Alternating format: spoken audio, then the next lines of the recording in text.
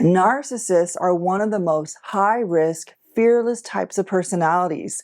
They appear confident in their abilities. They pursue ambitious goals. But what if I were to tell you that all this doesn't mean that they're confident at all, but that it is actually a show to mask some of their deep hidden fears?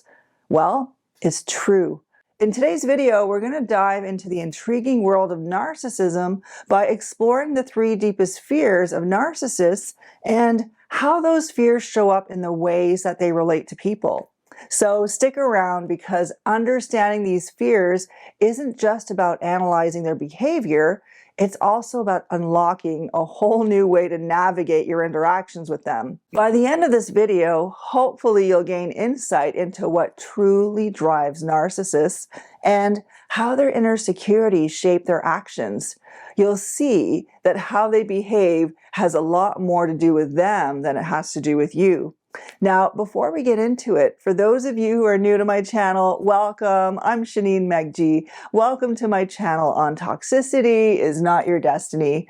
I create these videos to help you navigate toxic relationships in your life from a biblical, practical, and spiritual perspective. So if you'd like to receive regular content from me on this topic, I aim to get a video out every week or so. Click on the subscribe button and click on the bell so that you can be notified every time I upload a video. So to start, let me clarify that a person who has these 3 deep-seated fears that I'm about to share doesn't automatically classify them as a narcissist.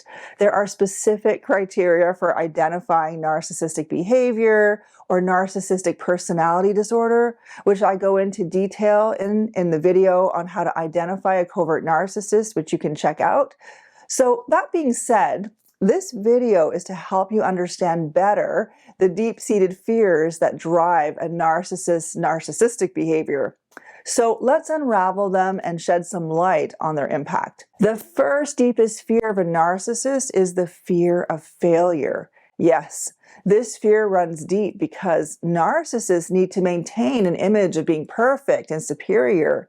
Their self-worth is really fragile and depends a lot on how others see them and their accomplishments. So how does this fear show up in a narcissist's interactions with people? Some narcissists are super performance driven. They push themselves really hard and set unrealistic goals. They're perfectionistic. They're always aiming to be the best and never wanting to show any weakness. You might see a high functioning narcissist working long hours, obsessing over details, and never being satisfied with anything less than perfect. So if a narcissist fails to reach their goals or meet their own high standards, they feel like their whole world could come crashing down. When a narcissist is going through a low point and seems very broken and depressed, maybe they were called out for a wrongdoing or caught, or they have to pay some penalty or suffer a hardship because of their shortcoming. You may be tempted to think that they're feeling remorse or feeling badly about what they did, but in reality, they're likely feeling bad, not because of what they did wrong, but because they didn't manage to keep everything together the way that they had expected. And now that failure damages that perfect and superior image that they have of themselves. On the flip side, some narcissists get so paralyzed by the fear of failure that they avoid doing anything challenging at all. They might procrastinate or not set goals just to protect themselves from the possibility of failing. They'd rather do nothing than risk not meeting their own high standards. So what happens when a narcissist who deeply fears failure doesn't get their way? A narcissist in this situation could project their insecurities onto others or blame external factors for their failures instead of taking responsibility. And this way, they can keep their self-image intact and avoid dealing with their own shortcomings. But the fear of failure doesn't just show up in these obvious ways that I explained. There are even some subtle signs to watch out for. Narcissists often minimize other people's achievements to make themselves look better. They might say things like, "Oh, anyone could have done that," or "It's not that impressive," in order to downplay someone else's success. They also exaggerate their own successes, making their achievements sound bigger and better than they really are. You might hear them say things like, I was the best in my class, or everyone says I'm a natural at this. They might avoid new challenges altogether, making excuses like, oh, I'm not interested in that, or it's not worth my time, just to avoid the risk of failing. Constantly seeking validation is another big one. A narcissist has a constant need to hear others tell them that they're great, so they'll chronically fish for compliments and reassurance with questions like, do you think I did a great job? Or wasn't that amazing? When something does go wrong, their instinct is always to blame others. You'll hear them say things like, it wasn't my fault, or if it weren't for so-and-so, everything would have been perfect. They might also have a habit of undermining others to make themselves look better, whether it's through spreading rumors or giving backhanded compliments. It's difficult to have conversations with these types of individuals because they take up a lot of space. They often steer the topic back to themselves, making sure to highlight their own achievements and avoiding any topics that might expose their weaknesses. They might say, oh, that reminds me of the time when I ... Here are a few other ways that the narcissist's fear of failure shows up. Number one, their extreme defensiveness when they're criticized. They might react with denial or turn the criticism back on the accuser with statements like, oh, you're just jealous. You're always so negative. Number two, narcissists frequently compare themselves to others, always trying to position themselves as better. They might say things like, at least I'm not as bad as so-and-so, or I did way better than them. Number three, selective memory is another subtle sign. They'll remember successes and conveniently forget about their failures, recounting past events in a way that make them look good or better than they actually were. Number four, and lastly, they often talk about grandiose plans and big ideas to distract from their lack of actual accomplishments. They might say things like, I'm going to start my own company and make millions, but never actually take steps to make it happen. So narcissists have this intense need to keep up their perfect and superior image. A lot of their behavior, which can be really oppressive or hurtful or demeaning to others, is actually driven by this deep-seated fear. On a little side note, if you're looking to meet new people and you want to ensure that you don't get entangled with a narcissist, I did create a free ebook to help you spot a narcissist at the beginning of a relationship before you get too invested. So check it out by clicking on the link in the description box below. It will be super helpful and hopefully save you some pain. So let's get into the second point. The second big fear that narcissists have is the fear of abandonment and rejection. Just like the fear of failure, this fear also is all about the narcissist's desperate need to keep up the image of being special and superior. If someone rejects or abandons them, it hits their self-worth really hard, making them feel unworthy and shattering that perfect image that they try to show the world. Now, how does this fear show up? Well, it can show up in many different ways. First, there's a lot of gaslighting and controlling behavior. Narcissists will twist reality and manipulate situations to make you doubt yourself. And they might say things like, oh, you're just being too sensitive, or that never happened, to make you question your own perceptions.